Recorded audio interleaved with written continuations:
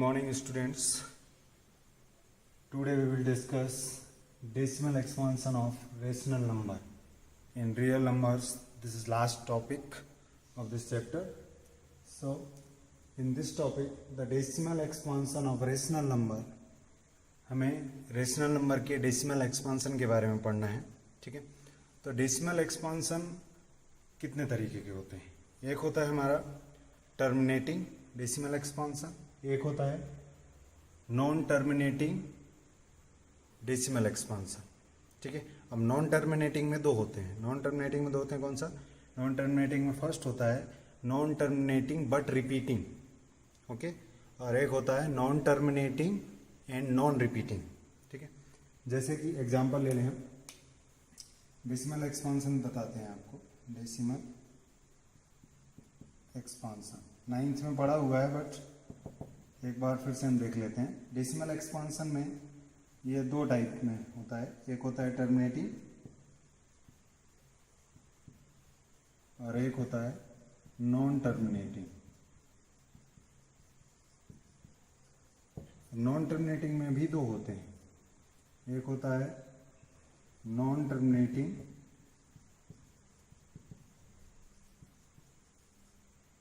But repeating और एक होता है non terminating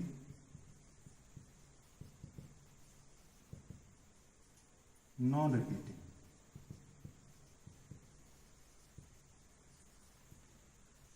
non terminating non repeating, non terminating but repeating. ठीक है, टर्मिनेटिंग में जैसे एग्जांपल ले सकते हैं. टर्मिनेटिंग का मतलब क्या होता है कि हम किसी नंबर को जब डिवाइड करें तो वो डेसिमल की कुछ डिजिट्स के बाद क्या हो जाए, टर्मिनेट हो जाए. टर्मिनेट मतलब कि एंड हो जाए. ठीक है, खत्म हो जाए डिवीजन उसका, उसको कहते हैं हम टर्मिनेटिंग. जैसे कि 4/5 लिख सकते हैं हम, तो इसको डिवाइड करेंगे तो कितना आएगा, 0.8. ठीक है, तो क्या होगा, ये टर्मिनेट हो गया आफ्टर 1 डिजिट. आगे भी जा सकता है बट टर्मिनेट होना चाहिए, उसको कहते हैं हम टर्मिनेटिंग डेसिमल एक्सपांसन. एक होता है नॉन टर्मिनेटिंग. नॉन टर्मिनेटिंग में दो टाइप होते हैं, नॉन टर्मिनेटिंग बट रिपीटिंग. ठीक है, रिपीटिंग मतलब कि जैसे कि हमने कोई नंबर से डिवाइड किया और आया आंसर हमारा 2.32, फिर 32, फिर 32. तो ये क्या कर रहा है, रिपीट कर रहा है. इसको ऐसे भी लिखते हैं 2.32 का बार. बार का मतलब क्या होता है, रिपीट करना बार बार. इसको कहते हैं हम नॉन टर्मिनेटिंग बट रिपीटिंग. एक होता है नॉन टर्मिनेटिंग नॉन रिपीटिंग, मतलब रिपीट ही नहीं करता है, वो क्या होता है, चलता रहता है. ऐसे ये भी चलता रहता है, टर्मिनेट नहीं होता है, डॉट डॉट डॉट आगे चलता रहेगा.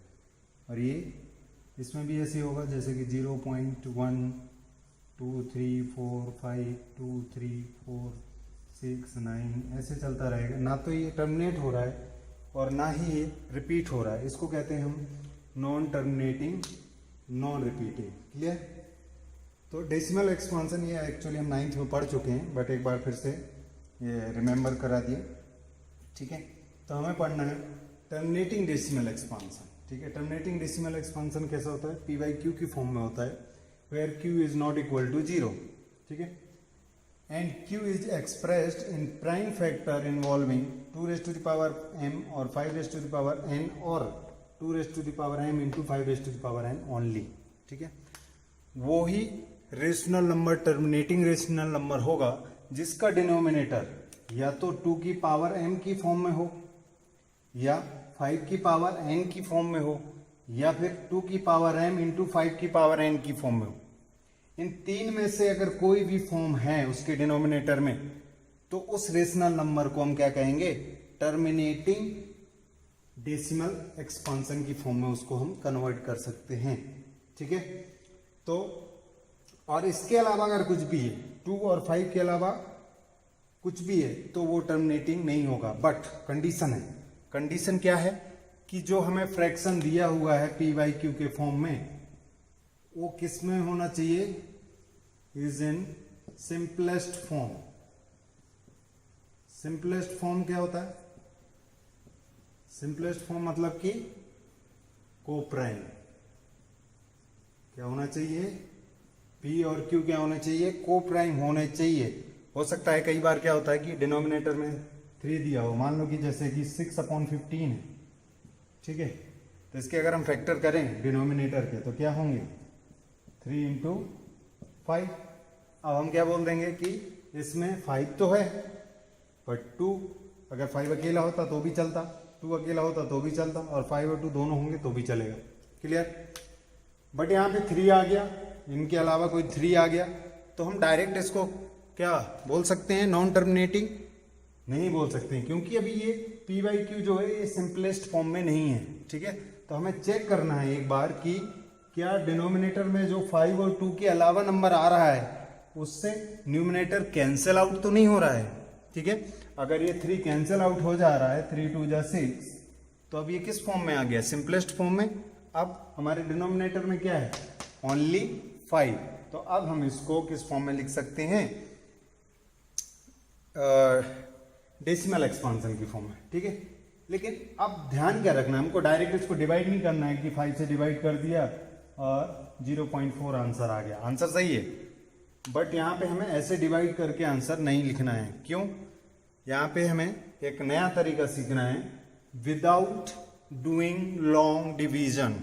ठीक है, हमको लॉन्ग डिवीजन नहीं करना है, इसको डिवाइड नहीं करना है, विदाउट डूइंग लॉन्ग डिवीजन हमको इसको डेसिमल फॉर्म में एक्सपांड करना है। ठीक है, तो कैसे करेंगे देखते हैं। तो डेसिमल फॉर्म में एक्सपांड करने के लिए हमें क्या करना होगा, जो डिनोमिनेटर है, डिनोमिनेटर में 2 और 5 का क्या बनाना होगा, हमको पेयर बनाना होगा, जिससे कि क्या बन जाएगा नीचे 2 मल्टीप्लाइड बाई 5 10, तो 10 की पावर में आ जाएगा। और हमें पता है अगर कुछ भी 10 की पावर में है अपॉन 10 है तो हम डायरेक्ट इसको लिख देते हैं 0.3 without doing long division. 5 upon 100 तो कितना लिख सकते हैं 0.05, 2 डिजिट के बाद। ठीक है, ऐसी पावर 3 हो इसको क्या लिख सकते हैं 10 की पावर 2 लिख सकते हैं ना, तो 2 के बाद डेसिमल। ऐसे ही अगर 12 अपॉन यहाँ पे कितना हो 10 की पावर 4 हो तो क्या लिखेंगे 0.0012। ठीक है, 4 डिजिट के बाद डेसिमल। क्लियर।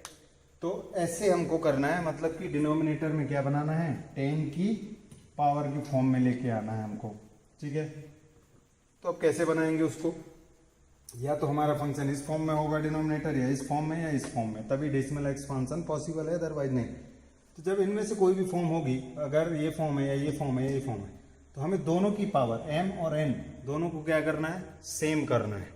ठीक है, सेम मतलब इक्वल। अब अगर इक्वल नहीं है तो इक्वल बनाना पड़ेगा हमको उसको, जितना भी कम है, जैसे 2 की पावर 5 है और 5 की पावर 3 है, तो 5 की पावर कम है तो क्या करेंगे 5 की पावर 2 से ऊपर नीचे मल्टीप्लाई करेंगे, जिससे हमें क्या मिल जाएगा नीचे 10 की पावर 5 मिल जाएगा। क्लियर। तो एक आध एग्जाम्पल देखते हैं, जैसे 7/500, एक क्वेश्चन देखते हैं 7/500, इसको क्या लिख सकते हैं 500 की फैक्टर कर लो। ठीक है, तो 500 की फैक्टर करो, क्या आएंगे, कितना आएगा 250, फिर से करो कितना आएगा 125, फिर 25 और फिर 5 और फिर 1, तो क्या आया फैक्टर इसका 7/2 की पावर 2 इंटू 5 की पावर 3, यही आया 2 की पावर 2 एंड 5 की पावर 3। तो अब देखो, अब मैंने क्या बताया था कि नीचे क्या होना चाहिए 2 और 5 में डिनोमिनेटर होना चाहिए, या केवल 2 में होना चाहिए, या केवल 5 में होना चाहिए।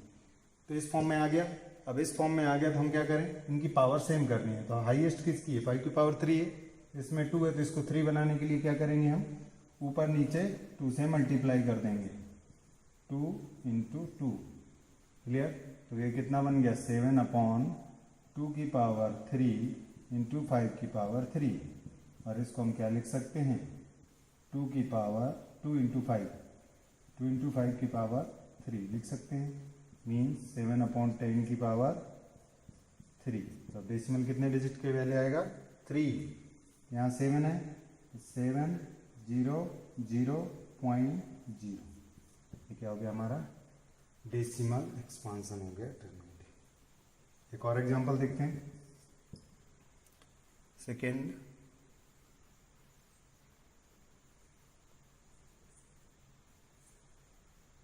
सॉरी यहाँ पे क्या था 7 था ना, तो 2 से मल्टीप्लाई हुआ तो कितना आ गया ये 14 आएगा। ठीक है, यहाँ पे 14 होगा तो आंसर कितना आ जाएगा 3 डिजिट से पहले मीन्स 014 और यहाँ पे पॉइंट आएगा और 0 आएगा, ये आंसर हो जाएगा। ठीक है, सेकेंड देखते हैं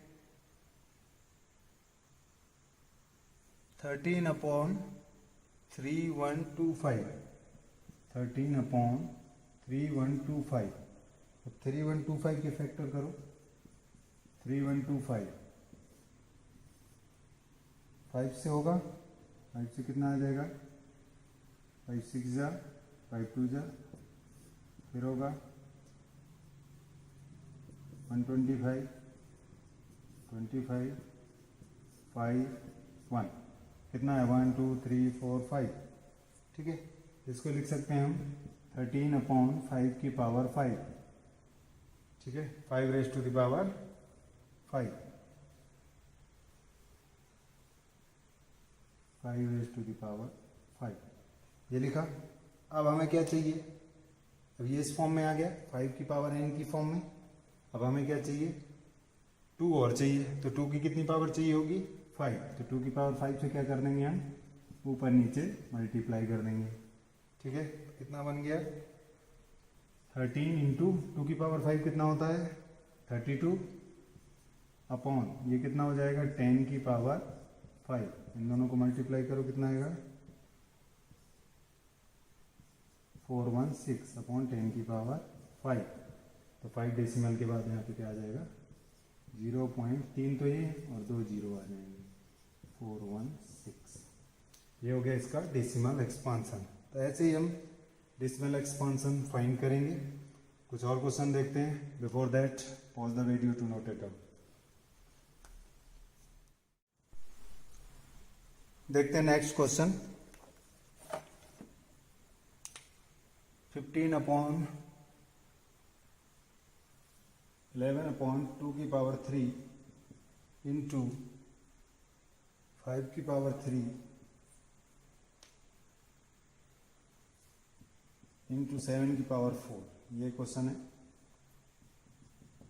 ठीक है, अब इसको क्या करो, देखो 2 की पावर में है, 5 की पावर में भी है और 7 की पावर में भी है। ठीक है, बट ये ऊपर कैंसिल आउट तो होगा नहीं, ऊपर 11 है, तो हम डायरेक्ट क्या बोल सकते हैं the denominator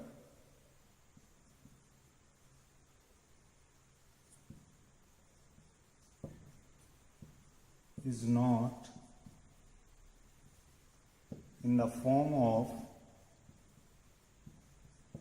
2 raised to the power n into 5 raised to the power n, so it is non-terminating। क्या होगा नॉन टर्मिनेटिंग होगा, टर्मिनेटिंग नहीं होगा। क्लियर, नेक्स्ट देखते हैं 15 अपॉन 1600, 15 अपॉन 1600 फैक्टर करो, 1600 के फैक्टर करो कितने हो जाएंगे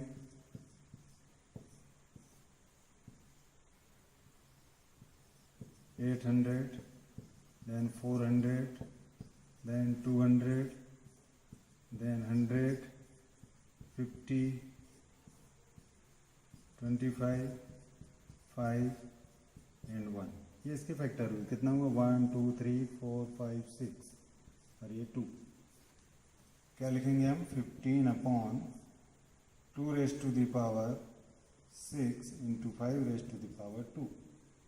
ठीक है, अब देखो ऊपर 15 था, अगर हमारे पास नीचे 3 आता तो हम क्या करते, एक 3 ऊपर से कैंसिल कर सकते थे, बट नहीं, अगर नीचे कोई डिनोमिनेटर में 2 और 5 के अलावा कोई दूसरा नंबर नहीं है तो हमको ऊपर से नीचे कट करने की ज़रूरत नहीं है।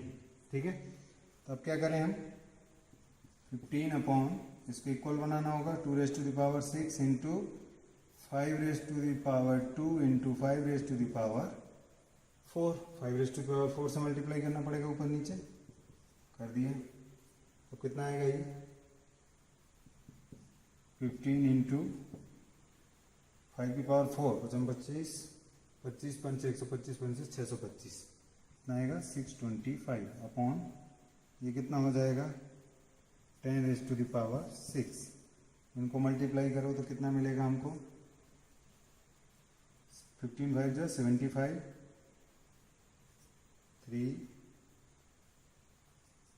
9375 अपॉन 10 टू द पावर 6।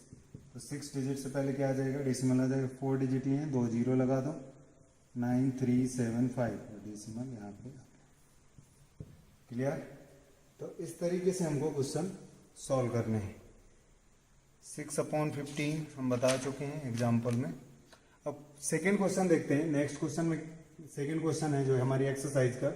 अब इसके थ्रू तुम एक्सरसाइज 1.4 का क्वेश्चन नंबर 1 कर सकते हो। उसके कुछ पार्ट मैंने बता दिए हैं, कुछ बचे हैं जो आपको होमवर्क में करने हैं। इसके बाद क्वेश्चन 2 जो बोल रहा है, क्वेश्चन 2 कुछ नहीं है, यही बोल रहा है कि फर्स्ट में जो डेसिमल एक्सपांसन थे, टर्मिनेटिंग थे, उनका डेसिमल फॉर्म लिखो। तो हमने डायरेक्ट लिख भी दिया। फर्स्ट क्वेश्चन में केवल बताना था और हमने अगर उसको फाइंड भी कर दिया तो क्या बोलेंगे कि ये क्या हो गया, सेकेंड क्वेश्चन भी हो गया। ठीक है, तो ये क्या है, टर्मिनेटिंग हो गया। टर्मिनेटिंग भी बोल दो और उसका एक्सपांसन भी लिख दो। ठीक, तो दूसरा क्वेश्चन हो गया। थर्ड क्वेश्चन में कह रहा है कि कुछ नंबर दिए हुए हैं रियल फॉर्म में, उनको p/q के फॉर्म में लिख सकते हो कि नहीं, ये बताना है। अगर लिख सकते हो तो उसमें q किस फॉर्म में होगा, q के प्राइम फैक्टर क्या होंगे। ठीक है, तो इसमें कुछ है नहीं है। थर्ड क्वेश्चन देखते हैं। थर्ड क्वेश्चन में क्या कह रहा है कि जो हमारा फर्स्ट वन है इसमें दिया है 43.123456789। ठीक है, तो क्या है, ये एक डेसिमल के कितने डिजिट के बाद टर्मिनेट हो रहा है, 1 2 3 4 5 6 7 8 9 9 डिजिट के बाद टर्मिनेट हो रहा है। तो अगर हम यहाँ से डेसिमल हटाएं तो इसको क्या लिख सकते हैं, 4 3 1 2 3 4 5 6 7 8 9 डिवाइड बाई क्या लिखेंगे, 10 रेज टू दी पावर 9। यही होगा ना, हमने डेसिमल हटाया तो हम क्या बोल सकते हैं, yes this is we can write in p/q form. और ये एक डेसिमल एक्सपांसन है। ठीक है, और where q is 10 to the power 9। ये इसके फैक्टर हैं। इसको और कैसे लिख सकते हैं, 2 raise to the power 9 into 5 raise to the power 9। ये इसका प्राइम फैक्टर हो गया। ठीक है, सेकेंड पार्ट देखते हैं। सेकेंड पार्ट में क्या बोल रहा है, सेकेंड पार्ट है 0.120120012000 और 0120000। क्या हो रहा है, देखो सबसे पहले चीज तो ये नॉन टर्मिनेटिंग है, चला जा रहा है। अब नॉन टर्मिनेटिंग में भी कौन सा है, रिपीट कर रहा है क्या, कुछ नहीं कर रहा है। 1 2 0 फिर 1 2 00 हो रहा है, फिर 1 2 000 1 2 40। तो बोल देंगे no, we can't write in p/q form. ठीक है, जब राइटिंग कर सकते हो तो q का मतलब ही नहीं है कुछ बताने का। ठीक है, ये क्या है हमारा, कौन सा फॉर्म है, non terminating non repeating. Third one देखते हैं। थर्ड वन में क्या है, 43.12345456789 और ऊपर लगा दिया है बार।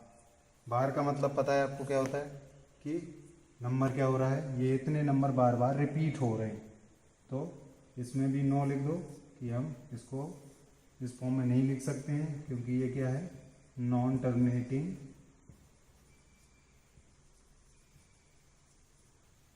But repeating. ठीक है, तो नॉन टर्मिनेटिंग वाले केस में हम उसको p/q के फॉर्म में नहीं लिख सकते हैं, बट टर्मिनेटिंग वाले केस में हम लिख सकते हैं। तो इसी के साथ हमारा ये चैप्टर समाप्त होता है। ठीक है, अब हम नेक्स्ट चैप्टर पढ़ेंगे पॉलिनोमियल। ठीक है, तो पॉलिनोमियल में और बहुत सारी चीज़ें 9th की रिवाइज होंगी, उनको ध्यान रखना होगा। और ये चैप्टर यहीं पे फिनिश होता है। होमवर्क करें, डिफरेंट क्वेश्चन भी ट्राई करें, ठीक है। और मिलते हैं नेक्स्ट लेक्चर में नए चैप्टर के साथ, नए जोश के साथ। Clear? Before that, pause the video to note it down.